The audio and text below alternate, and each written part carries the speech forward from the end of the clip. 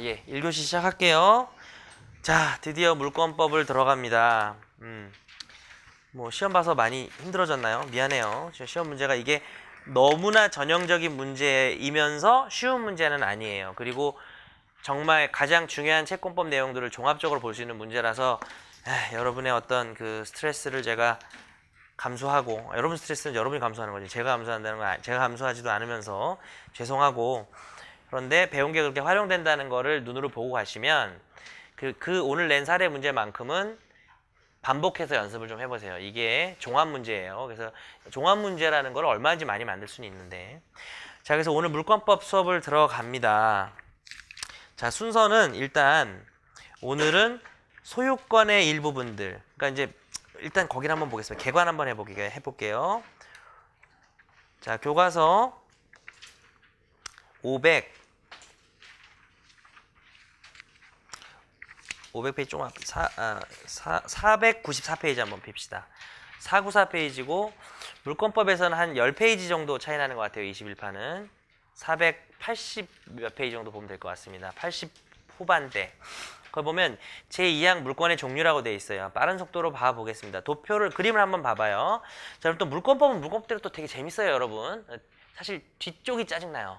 공동저당. 일요일날 엄청 짜증나실 거예요. 그날 꼭 오시고, 저만 짜증날 수 없잖아요. 가르치는 사람도 짜증나거든요. 그래서 여러분 꼭 같이 한번 옆에서 좀 도와주시고 같이 좀 주목도 줘보고 이렇게 하는데, 그 앞에까지는 재밌는 게 또 많아요. 물권 나름대로 재밌는 게 있는데, 자, 그림을 보니까 이렇게 돼 있네. 점유권하고 본권이 있고 소유권, 제한물권 이렇게 돼 있네. 용익물권 쓱 한번 봐봐요. 그리고 개념 밑줄 쳐볼게요. 점유권과 본권에서는 물건이 갖는 가치의 지배와는 상관없이 사실상 지배하고 있는 현재의 점유 상태만을 놓고, 그러니까 본권의 유무를 묻지 않고, 그래서 물권으로 인정하는 아주 특이한 놈이 점유권이에요. 내가 지금 들고 있다는 이유로, 이 컵을 내게 아니어도 들고 있다는 이유로 점유권을 인정하고, 그 다음 오른쪽에 그의 반대 개념이 본권인데 점유권 아니를 다 본권이에요. 두 개가 있죠. 그 밑에 소유권, 제한물권. 뭐 이런 거 나중에 집에 가서 뭐 이에 대해 앞에서 슬래시 하고, 본권 밑줄 치고 밑에 조물권, 제한물권. B번, 그러면 소유권, 제한물권 들어가서 보면 소유권은 뭐냐면 사용가치, 교환가치 전부를 지배하는 완전한 물권이래요. 정말 이게 완전체입니다. 완전체. 소유권은 모든 걸 다 할 수 있는 거예요. 소유권보다 더 완전한 게 있을 수 없어요. 그 다음 오른쪽 페이지 둘째 줄, 소유자와의 계약을 해서 사용가치나 교환가치만 파악하는 그런 게 옆에 제한물권이에요. 소유권자가 있어야 거기에 이제 뭐 이렇게 약간 기생하는 거죠. 네. 그 제한물권은 그 밑에 소유권에 있는 권는 중 일부를 취득하는 것이에요. 그래서 이것은 취득 중에 승계 취득에 해당합니다. 승계 취득의 반대말은 원시 취득이에요. 처음으로 취득하는 그런 거고, 그리고 설정적 승계라고 합니다. 설정적 승계와 이전적 승계라는 게 있는데, 그거 수업 다 안 했어요. 이거 뭐 별것도 아니야. 이전적 승계 뭐지? 내가 내 물건 이 사람한테 파는 거예요. 그래서 내 소유권 이전된 거고, 채권 양도도 내 채권 저로 넘어가니까 이전이고, 설정은 뭐예요? 내 물건인데 이 사람이 여기 얹혀 있는 거죠. 저당권을 걸어놓는다든지 지상권을 걸어놓는다든지. 이거 뭐 수업해서 뭐 하겠어요. 그죠? 찾아보세요. 개념 한번, 설정적 승계. 근데 지금 한 게 끝이에요. 그 다음 C번, 용익물권, 담보물권이 있는데, 둘째 줄에 뭐 용익을 옮기는 데서 용익물권이 뭐예요? 사용가치 지배하는 거야. 근데 그 밑에 담보물권은 교환가치 지배하는 거야. 그래서 담보물권은 뭐죠? 채권을 전제를 하죠. 거의 채권을 담보하려고 설정해 놓는 거고, 우리 아는 거 중에 저당권 있었죠. 근데 그게 교환가치 파악하는 거네요. 그게 말이 어렵지만 사용가치는 뭐죠? 토지라는 물건에 대해서 지상권을 설정하면, 여기다 그 사람이 갑에다가 지상권을 설정하면 을이 여기다 건물을 막 지을 수 있어요. 사용하는 거죠. 사용가치를 지배하는 거예요. 근데 저당권은 집이 있는데 돈을 빌면서 요만큼의 가치를 파악하고 있는 거죠. 나중에 경매에서 요만큼을 돈으로 가져가려고 그러잖아요. 그건 교환가치지. 돈으로 바뀌는 거니까. 그렇게 생각하면 돼요. 그리고 마지막 줄에 법정담보물권인 유치권. 유치권은 또 법정담보물권이에요. 나중에 뒤에 가면 뭐 법정저당권 이런 것도 나오지만 그런 건 중요한 게 아니고. 그래서 그 정도를 개관을 해봤습니다. 뒤로 조금 넘겨보다가 507페이지, 지금 봤던 거에서 약 13페이지 정도 뒤로 가면 물권의 변동이라는 단원이 있어요. 물권의 변동의 가장 대표적인 것은 뭐 물건이 넘어가는 거겠죠. 근데 아까 말한 것처럼 제한 물건을 설정해 주는 것도 변동이겠죠. 그죠? 그래서 이렇게 물건의 변동이 이렇게 쭉 나와 있구나. 공시 원칙이 있는데 512페이지 도표만 보고 이제 진짜 본진도 넘어갈게요. 512페이지에 보면 그림이 있는데 부동산 물건과 동산 물건을 나눠서 볼 거고요. 부동산 물건도 법률행위나 법률의 규정, 동산도 법률행위나 법률의 규정으로 하는 거예요. 내가 법률행위란 말이랑 법률의 규정 말 대립하는 걸로 보라고 예전에 했는데 법률행위는 뜻이 뭐예요, 여러분? 뭐 정의를 제대로 할 수 있겠죠. 뭐 의사표시를 법률 요건으로 하여 법률 효과를 발생시키는 뭐 하나의 법률 의사표시를 필수 불가결 요소로 해서 법률 효과를 발생시키는 일종의 법률 요건이다. 뭐 이렇게 정의를 하는데 머릿속에 하나도 안 들어오죠. 그냥 생각할 땐 이거지. 법률행위는 뭐예요? 당사자 둘이든 셋이든 당사자 간에 어떤 행위를 하는 거예요. 법률행위는. 그래서 매매 같은 계약들이 대표적이라 그랬고 법률의 규정은 그러니까 내가 부동산 물건을 내가 가지고 있는 집을 매매로 팔아가지고 이쪽에 부동산 물건을 넘겨줘 버리는 건 법률행위에 의한 부동산 물건 변동이고요. 법률의 규정은 어머니가 죽어서 어머니 소유였던 부동산이 당연히 내 소유가 됐죠. 소유권이 바뀌었는데 둘이서 뭐 법률행위 한 게 없고 어머니 돌아가신 사실밖에 없잖아요. 그게 법률의 규정, 상속이라고 하는 규정 때문에 소유권이 당연히 변경되는 거예요. 가장 큰 차이점은 뭐냐? 물건을 변동할 때는 형식주의여서 반드시 갖춰야 될 게 있는데 부동산은 등기를 갖춰야 되죠. 그리고 동산은 점유를 옮겨주는 인도를 해야 되는데 법률행위에 의할 때는 등기를 해야 되는 게 당연히 원칙이죠. 그러니까 매매계약을 아무리 하고 대금을 다 내도 등기를 안 옮겨가면 그 사람은 소유자가 안 돼요. 그 사람은 뭐라 그래요? 미등기 매수인. 부동산 미등기 매수인은 소유자가 아니지만 아주 많은 권한을 인정해주고 있죠. 그런 것들을 이제 물권법에 본격적으로 볼 거고 상속은 어머니가 돌아가시면 상속 등기를 하긴 합니다. 가서. 근데 그걸 안 해도 돌아가시는 순간 그 부동산은 내 거예요. 내가 자식이 혼자라면. 셋이면 3분의 1은 무조건 내 거예요. 죽는 순간 등기 없이도. 뭐라고요? 결국 등기를 할 필요가 있냐 없냐라는 차이가 있는 거고 동산 물건도 똑같은데 조문을 슬쩍 눌러보니까 186, 187 돼 있고 밑에는 188부터 190 있고 나머지 막 그 동산 물건의 법률의 규정은 다양하게 여기저기 흩어져 있습니다. 그 부동산 물건도 마찬가지긴 한데 187조라는 일반 조항이 있고 콜론이 있네, 그지? 자세히 보니까 노안이와 잘 안 보이네. 세미콜론이 있고 그 옆에는 쉼표들이 있잖아요. 그래서 어떤 동산에서 법률 규정에 의한 경우는 어떤 총칙 같은 규정이 없어요. 180조 근처에. 그래서 각 개별 규정밖에 없는 거고요. 자, 그래서 이제 부동산을 보고 하는데 오늘은 동산에 관심을 좀 가져보겠습니다. 이제 뒤로 넘어가서요. 동산 물건의 변동을 보겠습니다. 572페이지. 자, 570페이지. 밑줄 칩니다. 3관 이제 본진도예요. 동산 물건 변동. 동산 물건 변동. 자, 1교시 좀 시험 보느라 힘들었으니까 조금 짧게 할게요. 양가로 1번. 법률행위, 법률의 규정. 그렇지. 동산 물건 변동도 두 가지 방법이 있다. 근데 후자는 뭐지? 법률의 규정. 그거는 그 밑에 개별적 규정. 아까 말했죠? 총칙이 없어. 그 개별적 규정 뭔지 봅시다. 취득시효, 밑줄 치고. 선의취득, 밑줄 치고. 선전부터 매장물 발견까지 이어서 밑줄 쳐버리고. 별로 안 중요한 것들, 이것들. 이거 결국엔 저 안 볼 것 같아요. 이거 정말 안 중요하고. 그 밑에 중요한 건데 부합, 혼합, 가공 이어서 밑줄 치고. 근데 혼합, 가공은 뭐 그냥 그렇고 부합이 엄청 중요합니다. 그리고 서술의 순서는 눈으로 그냥 볼까? 첫째 줄에 보니까 동산거래에서 점유, 거기 밑줄 칩니다. 첫째 줄에 동산거래, 둘째 줄 점유, 공신력 인정. 제가 그동안 등기가 공신력 인정 안 돼서 등기 믿고 거래했다가 특별히 사기나 제한력이 된다. 사기 같은 의사표시 등등에 의해서 보호되는 규정이 없는 한 소유권을 이룰 수밖에 없다고 많이 강조했었는데 동산에서는 점유를 믿고 하면 공신력이 인정돼요. 그래서 소유권을 취득합니다. 다만 무과실 요건 같은 걸 필요로 해서 그게 바로 일종의 선의취득이에요. 오른쪽 밑줄에 선의취득. 이것이 약간 총칙적인 느낌이 있어요. 그래서 사실은 이게 소유권 파트에 있지만 총론에서 앞으로 보겠다라고 하겠습니다. 자, 그러면 이제 둘로 나눠서 로마 2번 법률행위 동산물권 변동 밑줄 칩니다. 무슨 뜻이죠? 매매계약해서 내 동산 이쪽으로 넘겨주는 방법, 소유권 넘겨주는 방법 보는데요. 일단 1번의 양가로 1번의 둘째 줄 양도. 그렇게 많이 봤던 양도의 뜻이 드디어 나옵니다. 예. 이전적 승계 중. 아까 설정적 승계라는 거 기억나요? 누가 있는데 거기 얹혀놓는 게 설정적. 이전은 내게 여기로 확 넘어가는 거죠. 이전적 승계 중 법률행위에 의한 권리의 이전. 보니까 별것도 아니에요. 그죠? 그러니까 양도라는 말은 법률의 규정으로 뭐 자동으로 넘어가고 이런 건 없는 거야. 양도는 법률행위예요. 그리고 당사자끼리 의사를 가지고 하는 거예요. 이거 너한테 넘길게라고 계약 자유의 원칙하고 연결되고 뭐 이런 겁니다. 그래서 이전적 승계 중 법률행위에 의한 권리 이전을 양도라고 합니다. 이거 정의 딱 물어봐서 할 줄 알면 좋죠. 답안지에 쓸 일은 없어요. 자, 그 옆에 공시방법, 인도, 효력. 양도를 할 때는요. 반드시 인도를 해야 효력이 있습니다. 동사는, 부동산은 양도할 때 등기를 해야 효력이 있는 것처럼 그 밑에 이걸 성립요건주의라 합니다. 앞에서 부동산 이제 다음 주에 부동산 들어가면서 본격적으로 볼 거니까 넘어갈게요. 성립요건주의 형식주의란 말이고 뜻은 뭐예요? 뒤에서 밑줄 칠 건데 쓸 필요 없어요. 성립요건주의 형식주의는 어떠한 인도나 등기 같은 걸 갖춰야만 물권 변동이 일어났다고 보는 거예요. 그거 말고는 안 되는 거예요. 반대말은 이제 대항요건주의라서 그건 다음 주에 보겠습니다. 양가로 3번 예외.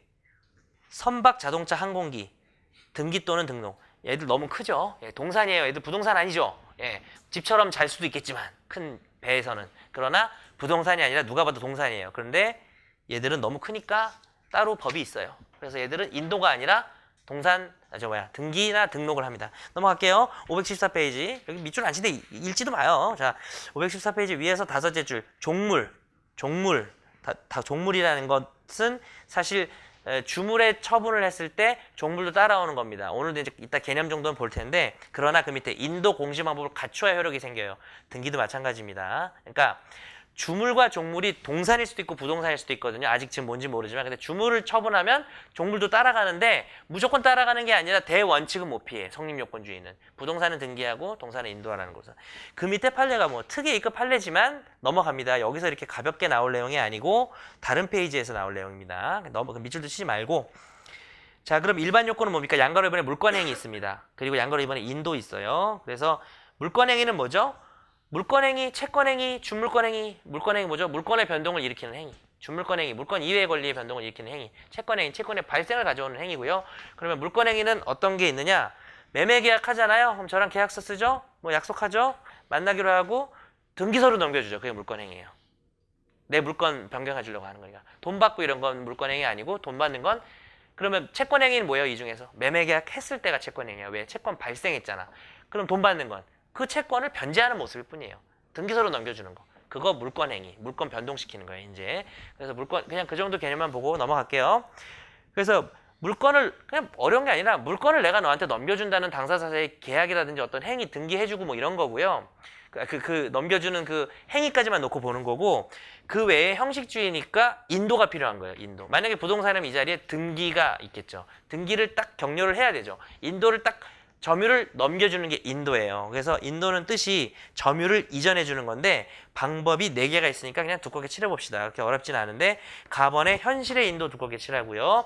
밑에 나번에서는 A번에 간이 인도 두껍게 칠해보고 뒤에 576에서는 점유 개정 그리고 577에서는 목적물 반환 처분권의 양도 B, C 있죠? 다 두껍게 칠하면 됩니다, 여러분. 그래서 4가지 인도가 나왔고요. 현실의 인도가 원칙입니다.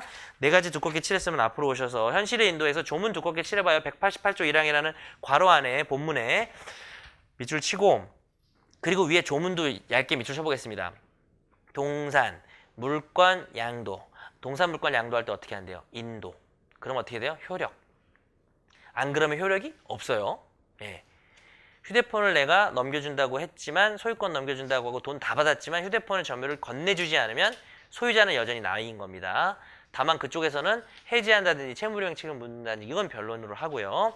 2항 이미 점유 의사표시만.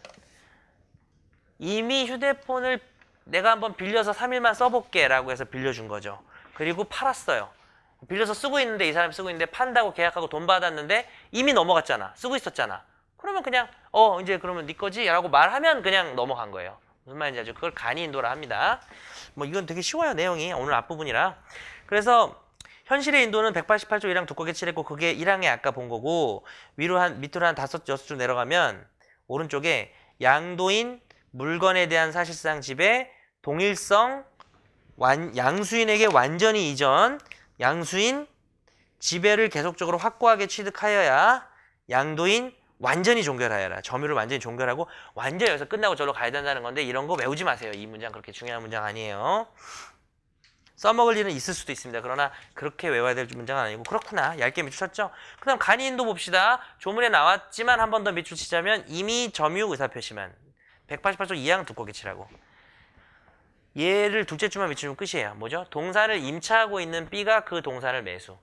내가 돈 차입 내면서 매달 차입 내면서 사용해보니까 너무 좋아서 이거 그러면 나한테 팔아라 라고 하고 매매대금 주면 더 이상 인도를 할 필요가 없잖아요. 그럼 말로 그냥 되는 거예요. 인도가 이미 됐으니까. 끝이에요. 볼 거 없고 작은 글씨 X하고 넘어갑니다. 576페이지 점유계정 뭐죠? 점유계정이 좀 제일 중요한데요. 조문은 이제 박스 처리 안 해주네. 189조라는 거 두껍게 칠하고 조문에서 밑줄 쳐봅니다. 계약 양도인이 양도를 옮기든지 뭐 양도인이 점유를 계속 양수인 인도 받은 것 본다.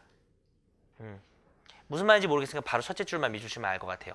A가 B에게 동산을 매도하면서 동시에 B로부터 임차하는 경우죠. 제가 이거를 50만 원에 팔면 소유자가 되죠. 소유자가 되고 저 다시 임차해서 한 달에 10,000원씩 내고 저 이거 쓸게요 라고 하는 거죠. 그러면 그냥 넘길 필요도 없잖아요. 매수하면서 다시 이렇게 주는 척 했다가 다시 이렇게 해가지고 내가 가져가면 되죠. 이게 바로 점유계정입니다. 조문을 그런 느낌으로 한번 봐봐요. 계약으로 넘겨주는 사람이 점유를 그냥 계속 하는 거예요. 내가. 그리고 그러면은 이 사람이 아직 한 번도 건너간 적이 없지만 인도받은 걸로 봐요. 왜냐하면 지금 그 전까지는 내가 소유자였는데 일로 소유권을 넘겨주는 거잖아요. 그럼 인도받은 걸로 보면 어떻게 되는 거예요? 물권행위도 했고 인도도 한 거니까 물권 변동 생겼다는 얘기 하려는 거예요. 지금 소유권이 앞에 사람한테 넘어갔다는 얘기 하려고 그 얘기예요. 자, 그리고 5, 6째쯤 내려가서 방점 있는데 양도담보와 관련하여 발달한 인도 방법이다. 이게 왜 그러냐면 이런 게 많아요. 내가 뱀장어 양식하는데 여기 막 뱀장어 엄청 많은데 이거 가지고 돈을 좀 빌릴 일이 있는데 이걸 담보로 잡고 싶은 거예요. 담보로 잡으면은 이거를 저쪽 채권자한테 돈 빌리면서 은행에다가 뱀장어를 인도로 넘겨줘야 되잖아요. 그러니까 그냥 사용은 내가 계속 하고 그쪽에서 그냥 담보로 파악한다든지 이렇게 하는 거예요. 그러면은 그럴 때 이제 참 뭐 이게 좀 여러분 지금 이렇게 말하면 좀 어렵게 느껴지겠구나. 괜히 설명을 해버렸네. 양도담보가 뜻이 뭐죠? 설명한 김에 합시다. 양도담보는 담보권을 취득해 주는데 그 형식이 소유권을 넘겨주는 식으로 취득하는 거예요. 그래서 이 뱀장어에 대해서 은행 쪽에 소유권을 넘겨주는 거예요, 사실은. 그러면서 담보권으로만 파악하는 거죠. 동산 양도담보. 그런데 그럼 넘겨줬으면은 소유권을 넘기려면 인도가 돼야 되잖아요. 근데 그냥 제가 일단 계속 사용할게요 라고 하면서 실제로 넘어가지 않아도 넘어가로 보는 게 점유계정인 거예요. 그래서 여러분 그 말만 기억해요. 양도담보에서 점유계정을 많이 쓰는구나. 땡입니다. 자세한 내용은 양도담보에서 배우겠죠. 이해 안 돼도 되고요. 두 줄 내려가서 간이인도는 어떤 특징이 있어요? 양수인이 타주점유에서 자주점유로 점유를 지금 안 배웠지만 타주점유는 이거 내 거 아닌데 쓰고 있는 거지 이러고 있는 거고 자주점유는 이거 내 거라서 내가 점유하고 있는 거지 이런 겁니다. 그러면 봐봐요. 간이인도는 아까 뭐였죠? 제가 이분이 빌려서 쓰고 있었어요. 그럼 이분은 타주점유예요, 자주점유예요? 내 건지 알면서 지금 쓰고 있으니까 타주점유죠? 근데 간이인도는 뭐예요? 내가 진짜 이분한테 팔면서 돈 받고 이비 쓰고 있었으니까 계속 쓰세요 라고 하는 게 간이인도라고 했죠? 그러면 이 사람은 그때 돈을 나한테 주면서 뭘로 바뀌어요? 소유자로 바뀌니까 자주점유로 바뀌는 거죠. 점유계정은 뭡니까? 내가 점유계정은 양도인인 내 입장에서 어때요? 자주점유지. 내 거라고 쓰고 있다가 그 다음에 이 사람한테 파는데 제가 계속 사용만 할게요 라니까 나는 무슨 점이야 이제는? 타주점유로 바뀌는 거지. 그 얘기입니다. 밑줄 치세요. 양도인이 자주점유에서 타주점유로 바뀐다. 이해만 하면 됩니다. 그런데 이걸 어디서 보지 않았어요? 팔면서 그치. 팔면서 계속 내가 사는 게 뭐야? 주택임대차보호법에서 대항력에서 기억 안 나요? 내가 내 집에서 전입신고하고 인도받아 살다가 상대방한테 집을 팔지만 팔면서 동시에 내가 임차인으로 계속 사는 거죠. 그럼 이건 뭐예요? 일종의 점유계정이죠. 그러니까 점유계정으로 볼 수도 있고 보는 관점에 따라 그러니까 점유계정으로 봅시다. 소유권이 어떻게 넘어갔어요 지금?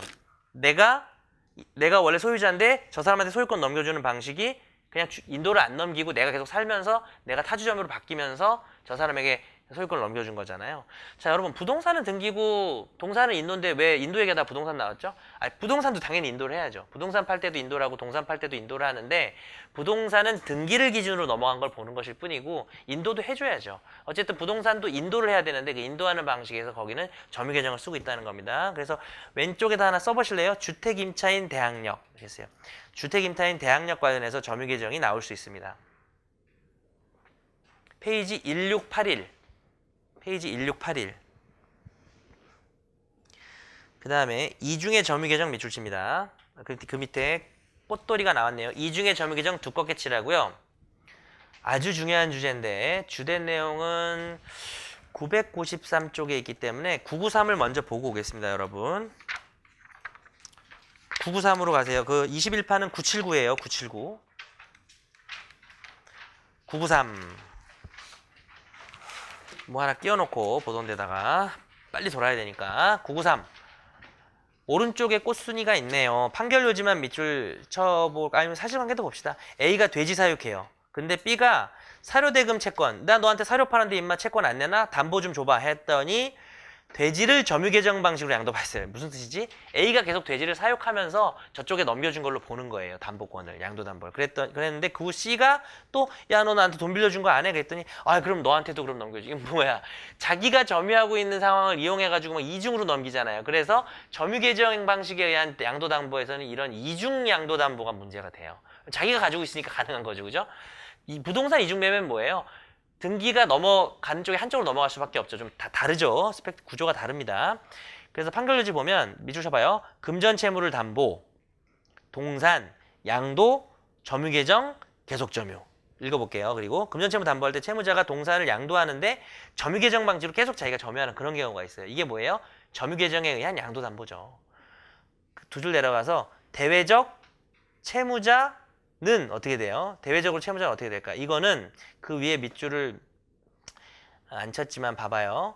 동산의 소유권 신탁적으로 이전됨에 불과해서 밑줄 치지 말고 채권자와 채무자 사이는 대내 관계에서는 채무자가 의연히 소유권을 보유하나 대내적으로는 채무자가 소유권을 가지고 있어요. 왜냐하면 내가 너한테 소유권 넘겨주는 형식이지만 나중에 내가 돈 안 갚으면 네가 이제 이거를 처분하고 남는 건 또 날 줘야 되니까 돈을. 그래서 소유권을 가지고 있지만 이거는 대외적으로는 채권자가 소유자예요. 그 잊지 마세요. 동산 양도담보는 밖에서 봤을 때는 채권자가 소유자예요. 지금 점유계정이 나와서 그렇지 만약에 진짜 현실인도를 해주면서 점유계정을 했으면 그 동산 양도담보를 했으면은 걔가 들고 다닐 거 아니야 채권자가. 원래는 원칙은. 그래서 걔를 대외적으로 소유자를 봐요. 자, 그런데 그러면 대외적 채무자는 그 밑에 뭐예요? 무권리자가 되는 것. 밖에서 볼 때는 이제는 무권리자가 됐기 때문에 네가 비록 가지고 있지만 넌 무권리자야. 그 다음 오른쪽. 다시 다른 채권자와 양도담보 설정 계약, 점유계정 한 경우는 어떻게 됐어요? 그럼 내가 무권리자가 한 거니까 무권리자의 처분행위예요. 우리가 배웠던. 그래서 섬유 개정을 했다면 뒤로 넘어가서 이렇게 안 넘어가죠? 둘째 줄에 점유 계정으로는 선의취득이 인정되지 않으므로 결국 뒤의 채권자는 양도담보권을 취득할 수 없다. 모르는 말이 많은데 오늘 선의취득을 볼 거니까 A가 B한테 돈을 빌리면서 돼지를 자기가 계속 가지면서 양도담보로 담보권을 설정해 준 건데 점유계정 형식이니까 자기가 계속 가지고 있어요. 그죠? 이걸 이용해서 C한테도 똑같이 한 거예요. 그러니까 이거는 제1양도담보가 되는 거예요. 이거는 제2양도담보가 되는 거고 또 점유계정인 거고. 이렇게 됐을 때 과연 누가 양도담보권을 취득했냐 하는 논의였습니다. 논의였고 이렇게 할 경우에는 이걸 했을 때 밖에서 봤을 때는 대외적으로 밖에서 봤을 때는 얘가 가지고 있지만 어쨌거나 대외관계에서는 얘가 소유권자예요. 그러면 얘는 처분을 못해. 그럼 이게 뭐라고요? 무권리자의 처분행위예요. 근데 얘가 선의취득을 할 수는 있어요. 선의취득 오늘 배울 건데 선의무과실로 돼지가 얘한테 있네 이걸 믿고 산 거죠. 얘 거구나 하고 믿어도 공신력 인정된다 그랬잖아요. 그런데 선의취득 방법이 아까 4가지가 있는 거예요. 뭐 현실인도, 간이인도, 점유계정, 지금 아직 안 배운 목적물 반환 청구권 양도식으로 또 선의취득을 해요. 가장 간단한 건 현실인도인데 간이인도 이런 거에 있어서 판례가 다 있어요. 이따 나오지만 점유계정 방식으로는 선의취득을 못해요. 그래서 이겁니다. 점유계정 방식으로는 선의취득이 인정되지 않아서 얘는 선의취득이 인정되지 않는 한 보호를 못 받는데 선의취득도 인정될 방법이 없는 사안이에요. 따라서 이것만 기억합니다. 결론은 뭐라고요? 점유계정 방식으로 이중의 동산 양도담보를 했을 때는 제1 양도담보 설정한 사람이 양도담보권을 취득하는 거예요. 뒷사람은 무조건 못하는 겁니다. 그것만 꼭 기억하세요. 그리고 하나만 더 추가하면 뒷사람이 선의취득할 방법은 없어요. 왜? 점유계정은 선의취득 못해요. 오늘 배울 거예요. 이따 보면 됩니다. 그리고 밑으로 내려와서 밑줄 친 거에서 밑으로 내려와서 됐습니다. 거긴 밑줄 치지 않겠습니다. 다시 앞으로 가겠습니다. 아까 보던 것 576페이지로 오셔서요. 요약해서 밑줄 쳐보겠습니다. 577페이지 맨 위에 봐봐요. 주로 동산 이중 양도담보 요때 문제가 돼요. 동산 이중 양도담보. 그 밑에 오른쪽에 B는 처음에 점유 개정에 의한 인도를 통하여 적법하게 소유권을 취득. 자, 이게 좀 여러분 지금 낯설지만 그냥 기억해 보세요. 양도담보는 대외적으로는 채권자가 소유권자입니다. 그래서 B가 이미 소유권을 취득한 거에 따라서 어떻게 됩니까? 그 후 A가 C에게 그 동산을 이중으로 양도한 것은 무권리자가 한 처분. 그래서 무효입니다. 무효. 두 줄 내려가서 C는 선의 취득을 하지 못해서 소유권을 취득하지 못한다. 근데 C가 점유 개정을 제외한 현실의 인도를 받아버리면 그때는 선의 취득이 가능합니다. 즉, 이 돼지를 가지고 온 거지. 일로. 아예. 그럼 돼요. 돼지나 뱀장어 이런 거 자기가 계속 키우고 사육하는 거니까 넘기기 불편하니까 이걸 많이 써요. 자, 그 다음에 목적물 반환 청구권의 양도 두껍게 칠하고 190조 두껍게 칠하고 조문은 어떻게 밑줄 치느냐? 제3자가 점유하고 있는 동산이에요. 그거 물권 양도 어떻게 합니까? 제3자에 대한 반환 청구권을 양수인에게 양도. 그러면 인도한 것 본다. 그래서 이 휴대폰을 수리를 맡겼어요. 앞에 분한테 수리를 맡겨서 일주일 뒤에 찾아가기로 했으면 난 일주일 있다가 반환 청구권이 있어요. 근데 이 상태에서 이분한테 판 거예요. 그죠? 그러면은 이걸 가져와서 줄 수가 현실 인도도 못하고 미리 가지고 있는 것도 아니 점유 개정도 아니니까 목적물 반환 청구권을 양도하는 거예요. 내가 목적물 반환 청구권을 양도하면서 이쪽에다가 통지를 해요. 채권 양도처럼. 저 말고 저 사람한테 주세요라고. 그러면 목적물 반환 청구권 양도하면 그게 인도가 되는 겁니다. 위에서 넷째 줄 목적물 반환 청구권 채권적 청구권이에요. 계속 가지고 계시면 어떡해요? 자, 제가 가져와야죠. 네. 채권 청구권이니까 그래서 한 7, 8줄 쭉 내려가면 중간쯤에 지명 채권의 대항 요건을 갖춰야 한다. 450조 두껍게 칠해요. 그 밑에 통지 승낙 우리 배운 거 이렇게 써먹습니다. 그냥 그렇구나. 뭐 그렇게 썩 중요한 거 아니에요. 뒤로 가서 578페이지 위에서 셋째 줄 196조 동산뿐 아니라 부동산 점유도 포함하는 것. 위에서 셋째 줄 196조는 동산뿐 아니라 부동산의 점유도 포함한다. 196조가 뭐예요? 점유권 양도할 때는 이런 4가지 방식이 있습니다 라고 되어 있는데 동산에 대해서 우리 공부하고 있죠. 근데 부동산도 똑같아요. 아까 뭐 주택임대차 보부 나왔잖아요. 부동산 인도하는 것도 이런 4가지 방식이 있습니다. 자, 1교시에 뭐 그렇다 할 만한 좀 재밌거나 중요한 걸 보진 못했지만 또 시험 보느라 좀 고생도 하셨으니까 1교시 여기까지 하고 2교시는 선의취득 그리고 점유권 들어갑니다. 3교시는 가장 중요한 물권적 소유권에 대한 물권적 청구권과 부수적 이해관계를 하겠습니다.